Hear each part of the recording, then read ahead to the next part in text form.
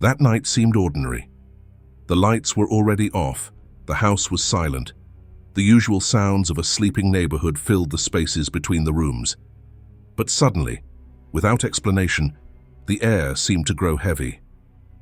The sensation was subtle, but uncomfortable. The heart would race for no reason. Confused thoughts would arise uninvited, and a strange uneasiness seemed to spread throughout the rooms. No real noise, no visible presence, just a deep uneasiness. What could be happening? Perhaps you have already experienced something like this. Moments when the atmosphere in your home changes inexplicably. A tense atmosphere, unexplained disagreements, growing anxiety, a feeling of spiritual insecurity. The question that many people ask silently is this just an impression, or is there something beyond what meets the eye? The answer, although uncomfortable, is clear. There are realities that cannot be explained by logic alone. The atmosphere in a home can be profoundly affected by spiritual forces that act in subtle but effective ways. Many people think that spiritual battles are fought only in temples, during moments of intense prayer, or in extraordinary situations. What few people understand is that the most constant battlefield is precisely the place where one should experience peace, the home. This is nothing new to those who know the scriptures. Since ancient times, homes have been the scene of promises and conflicts, places where blessings could flourish or curses could settle, depending on how they were spiritually conducted. What makes this issue even more urgent is that these negative influences almost always enter without fanfare. They don't arrive with shouts or apparitions.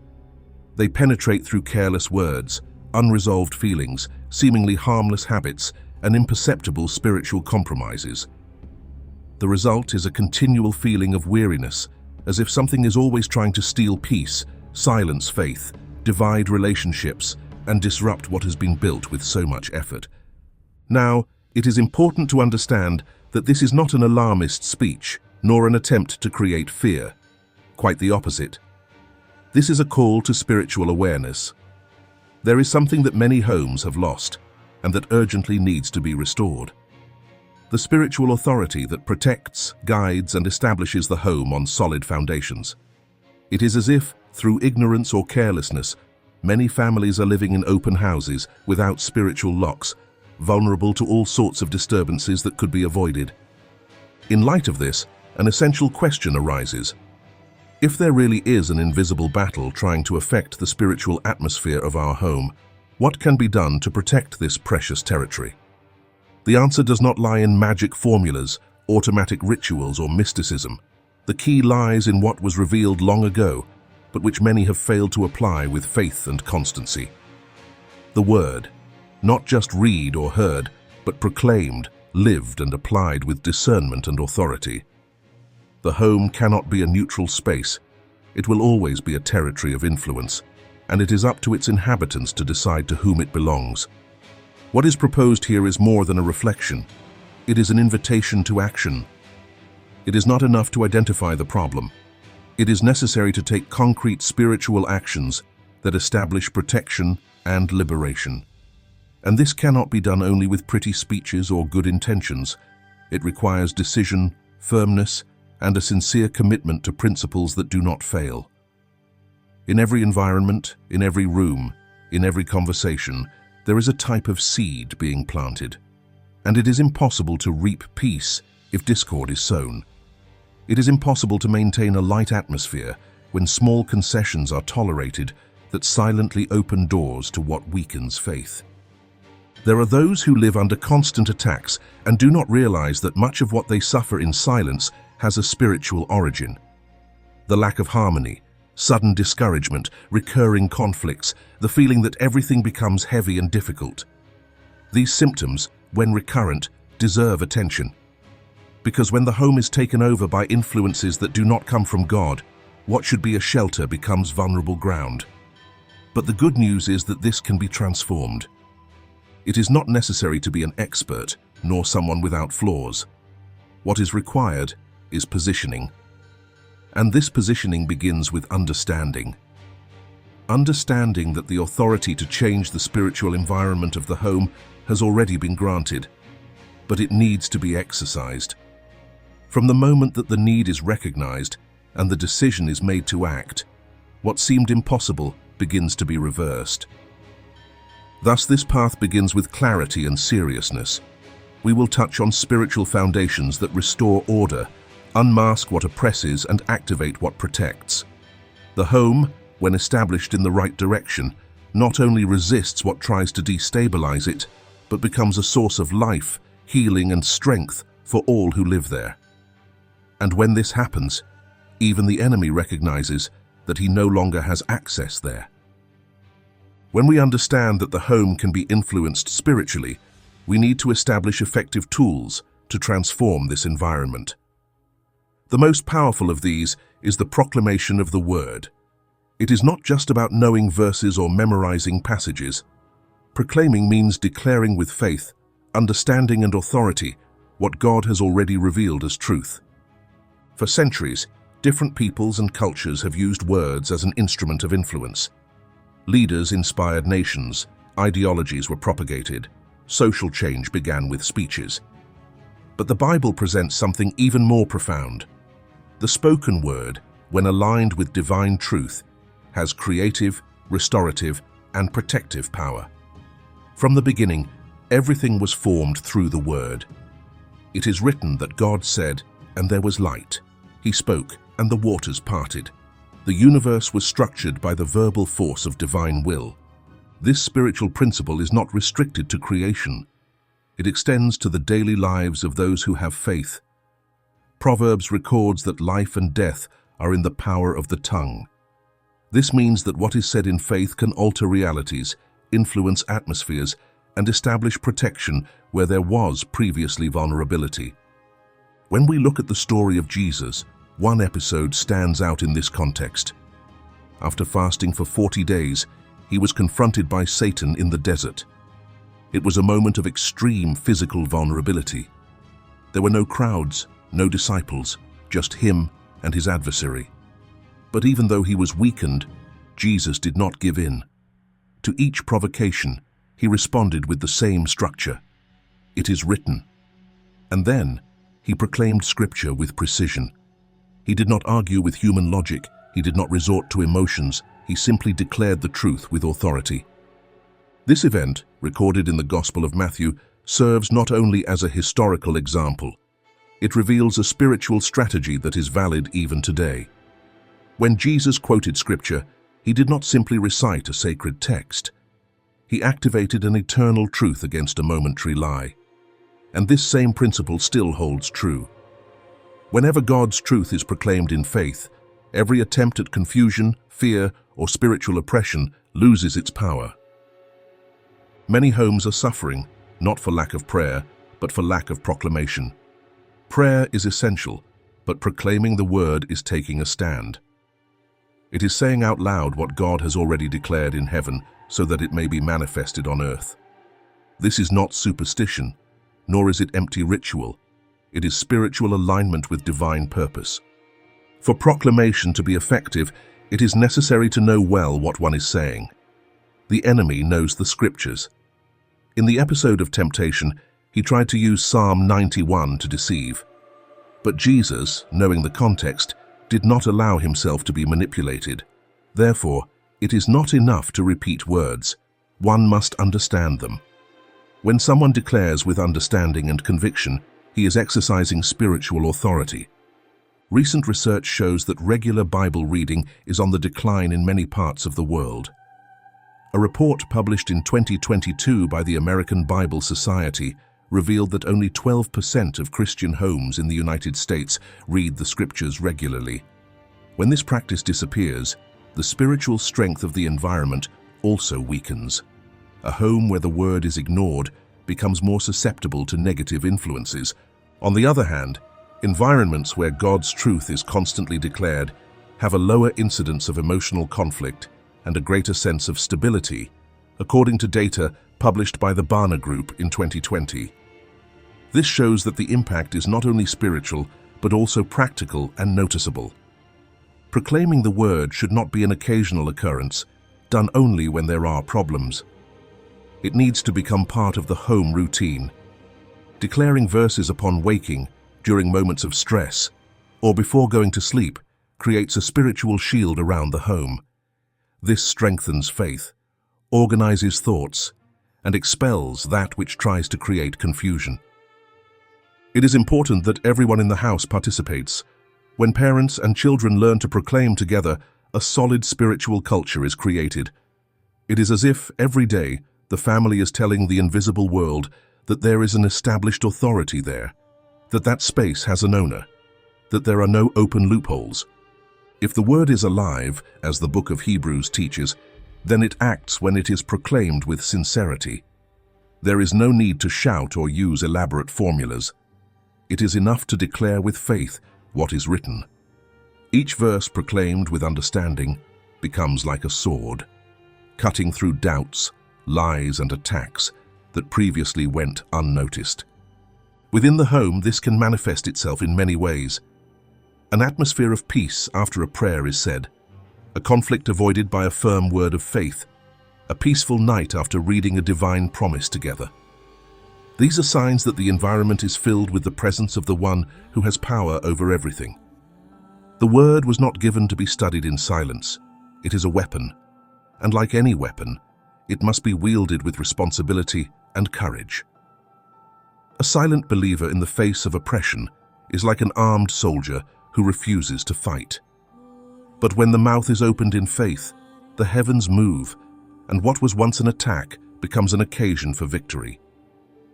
If something has spoken to you and made sense to you, write Amen in the comments.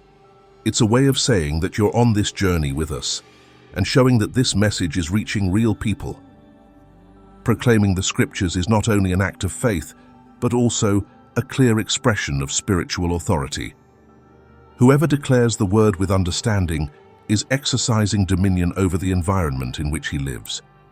And this dominion does not come from human strength, but from the position that is granted to all who are established in the truth. Spiritual authority is not a symbolic concept, nor an abstract idea. In practice, it is the ability to resist evil and to establish God's will in visible and invisible situations. Spiritual authority is delegated, not earned. This means that no one obtains it through their own efforts, but through being in alliance with the one who has all power. When Jesus walked among the people, he taught with a firmness that surprised even the teachers of the law. They said that he spoke as one who had authority. And it was no wonder. He not only knew the scriptures, he lived in complete obedience to the Father. This obedience gave him support. This is the principle. Authority is directly linked to submission. Within the home, this has very practical implications. A home may be full of biblical knowledge, but if its members do not exercise the authority they have, it becomes vulnerable. When someone remains silent in the face of a negative spiritual influence, that influence tends to grow.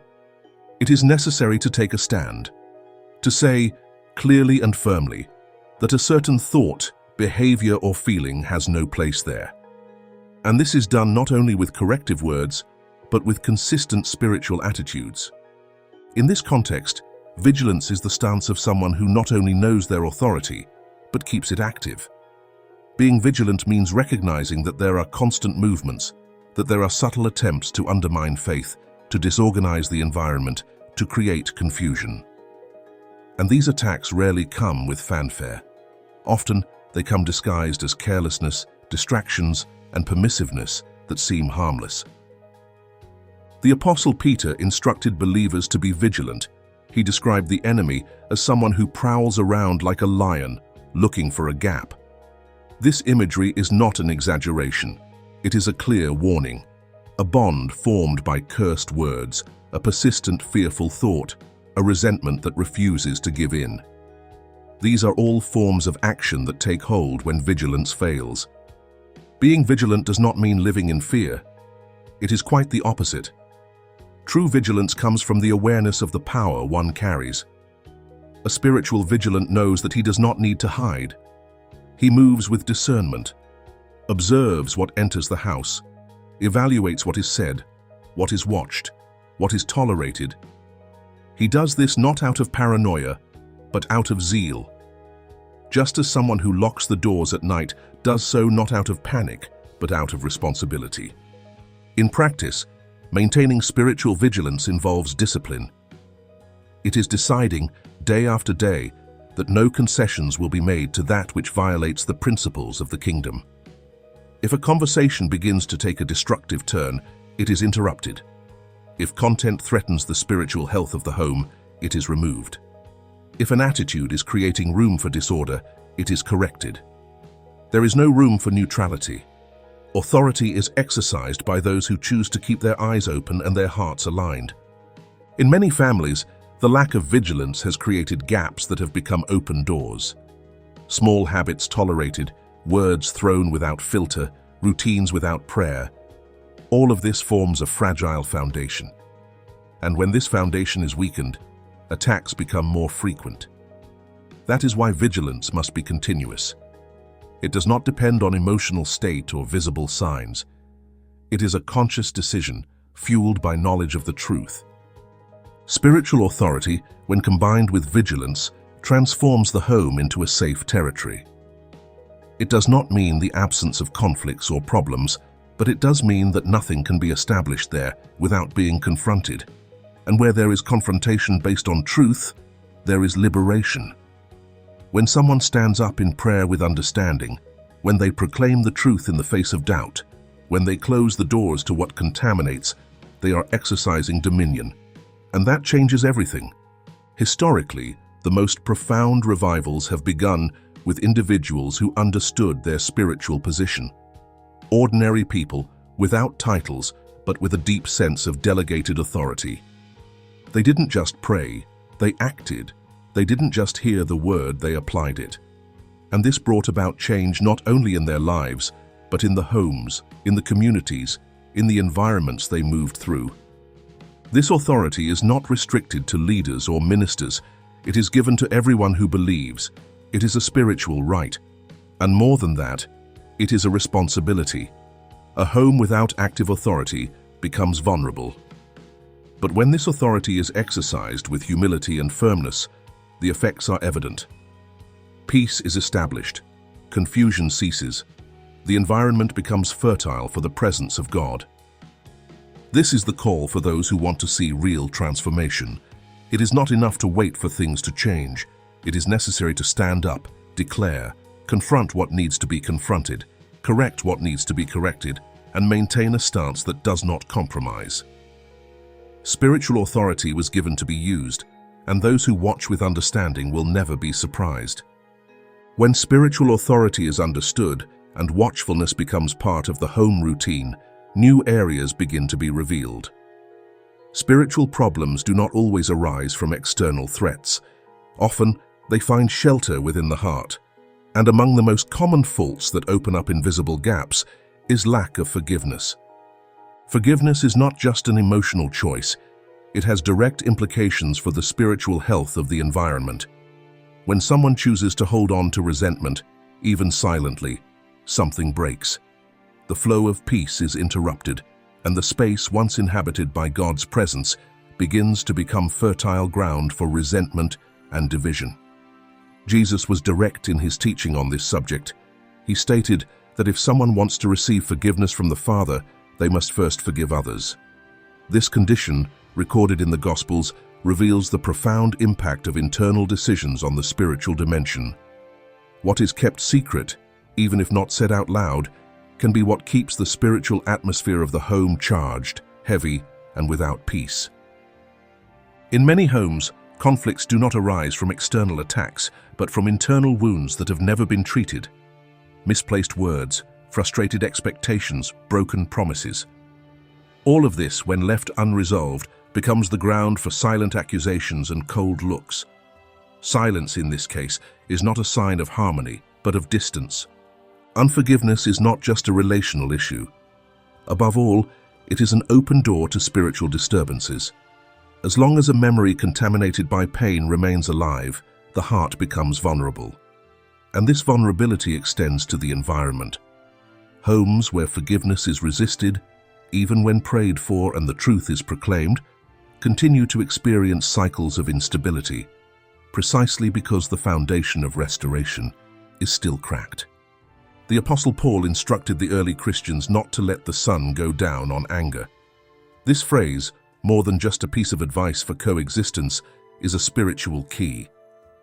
Delaying forgiveness allows the root of bitterness to find soil to grow, and when it grows, it contaminates not only the person who was hurt, but everyone around them. It is important to understand that forgiving does not mean forgetting or justifying the mistake.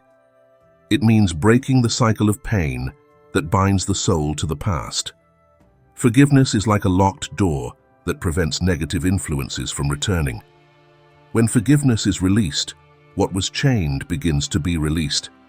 The mind becomes lighter, the heart more open, and the environment begins to reflect this liberation. Many people think that forgiving is a favor that is done to someone else. But the truth is that, before anything else, forgiveness is a gift that is given to oneself. It is the beginning of a healing process that reaches deep into the soul, and this healing does not happen automatically. In some situations, forgiving requires effort, repetition, prayer, and sincere confrontation. But each step along this path brings liberation. Homes that are built on unresolved relationships, on unhealed pain, inevitably become fragile. The appearance of normality often hides an emotional Cold War, which is reflected in constant spiritual pressures. But when forgiveness is practiced as a way of life, the home becomes a place of reconciliation and true peace. This requires humility, however. It is necessary to recognize one's own responsibility in conflicts. Asking for forgiveness does not diminish anyone. On the contrary, it strengthens bonds, restores trust, and removes the guilt that so often fuels toxic thoughts. Asking for forgiveness, when sincere, breaks spiritual chains that could last for years. Forgiveness also needs to be extended to oneself. Often, the greatest burden someone carries is that of past mistakes that have never been resolved in the heart. Even though they have been dealt with on the outside, on the inside, they continue to generate guilt, shame, and self-accusation. These feelings drain emotional energy, close doors to growth, and prevent the presence of God from flowing freely. When a family decides to practice forgiveness regularly, not as an exception but as a standard, the fruits appear. The atmosphere becomes lighter, conversations are more honest, decisions are made with less tension.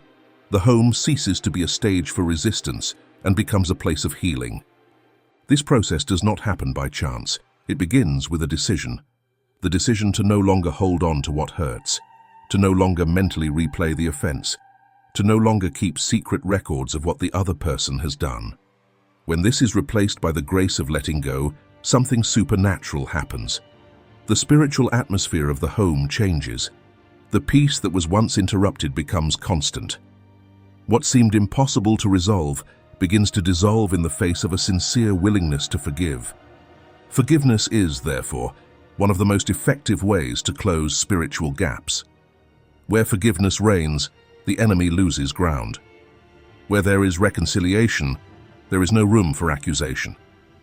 And where there is humility to start over, there is a guaranteed presence of the Spirit who restores all things.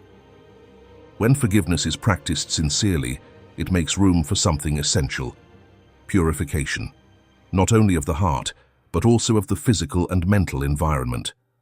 After the wounds are healed and the spiritual doors are closed, it is necessary to remove the residue left by everything that once served as access to what weakens the presence of God in the home.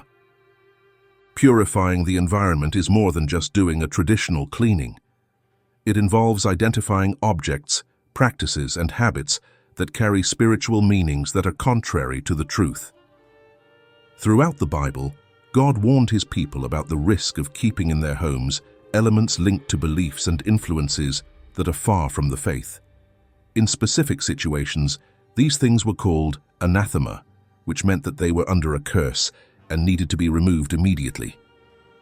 The book of Joshua recounts an emblematic episode. After a great victory in Jericho, the people of Israel suffered an unexpected defeat. The reason was simple but profound. A man named Achan had hidden objects in his tent that God had ordered to be destroyed. Because of this, the entire camp was affected. This shows that a single element outside of spiritual guidance can influence the entire atmosphere around it. Nowadays, these elements can be more subtle. Symbols that carry another spiritual origin, books or images linked to the occult, music with distorted messages, objects brought back from undiscerned trips, gifts whose origins are unknown. Even though they may seem harmless, these items can serve as a point of contact for unwanted spiritual manifestations. Purifying the environment is an act of zeal. It is like clearing a field so that healthy seeds can flourish. It begins with prayer, asking for discernment so that the Spirit of God may reveal what needs to be removed. Then it takes courage to act. Many hesitate, thinking they are exaggerating or being radical. But what is at stake is the peace of the home, and no souvenir or object should be more valuable than the spiritual harmony of the family. This cleansing process goes beyond what is visible. It also extends to the mind.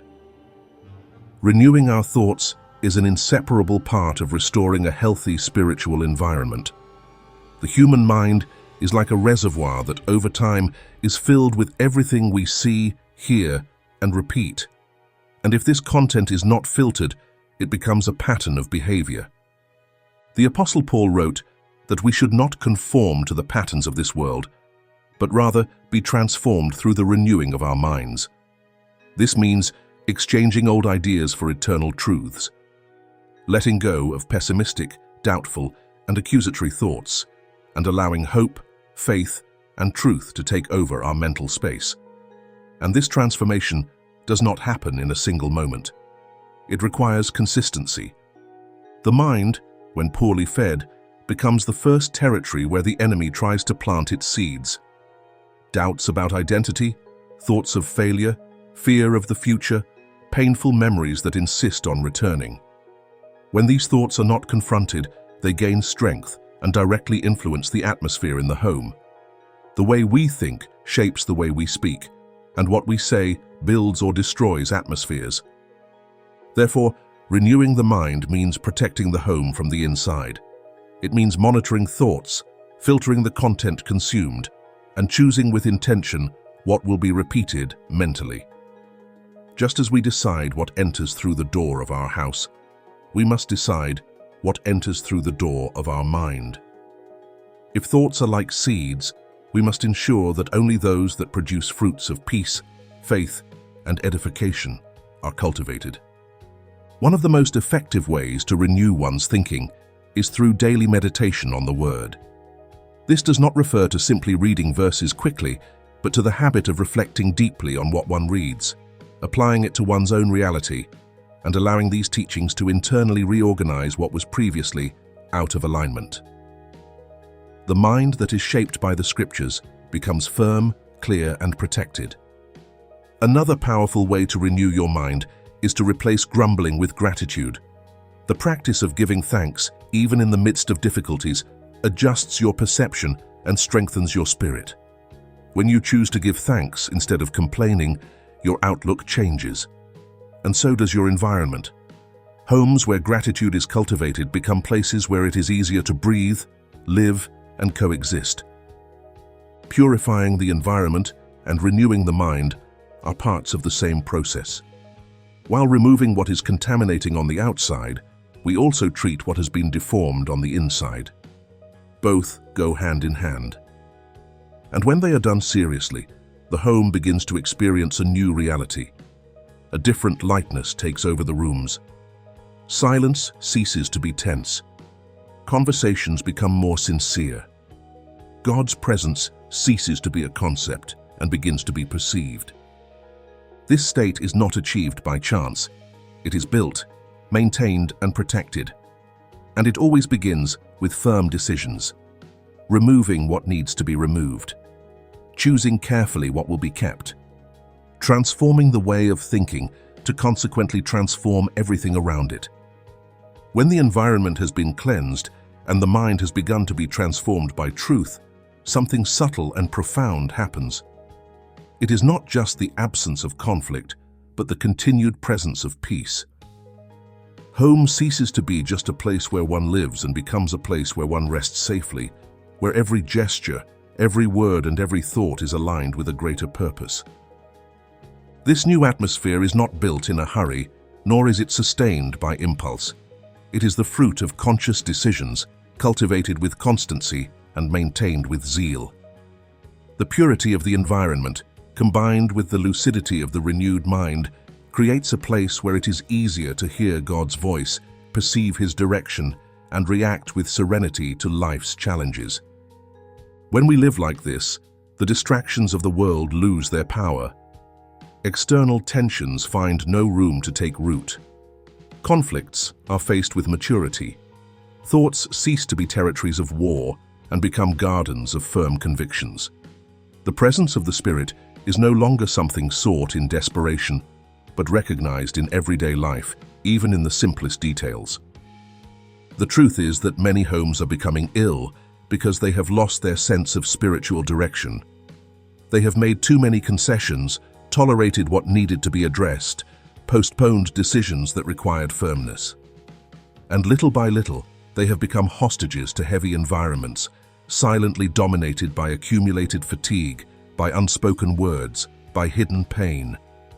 But there is still time. Transformation is possible. It begins when someone decides, with humility, to review the state of their own heart and the environment around them. It is not about perfection. It is about sincerity, about truly wanting the house to be more than a physical shelter, that it be a refuge of life, of communion, of truth. This process requires vigilance. A transformed home is not an untouchable home. The enemy returns, tests the limits, looks for loopholes. Therefore, each day must be a new choice. Keep watching, keep proclaiming, keep taking care of your words, thoughts, and attitudes. Keep aligning your routine with that which sustains the presence of God. And if at some point the noise returns, if the atmosphere seems heavy again, the path will be clear. Resume the practices, review what was allowed, confess what needs to be brought to light. What has been built will not be in vain if there is a willingness to keep the foundation firm. Perhaps this is the time to stand up with conviction and declare that the cycle of disorder has come to an end, that the home, once unstable, will now be governed by peace, that insecurity will give way to trust, that the presence of God will be the permanent mark of that environment. And this does not have to be just a hope. It can be a reality, as long as there is a decision. Because in the end, it all comes down to this: choice. Choosing who will have authority over the home. Choosing what will be allowed to grow within it. Choosing who will be listened to. And that choice, once made sincerely and firmly, will be like a wall that prevents chaos from returning. Home can be a battlefield or an altar. The difference is in how it is conducted. May the place where one lives be the same place where one finds rest. May the physical space also become a place of healing.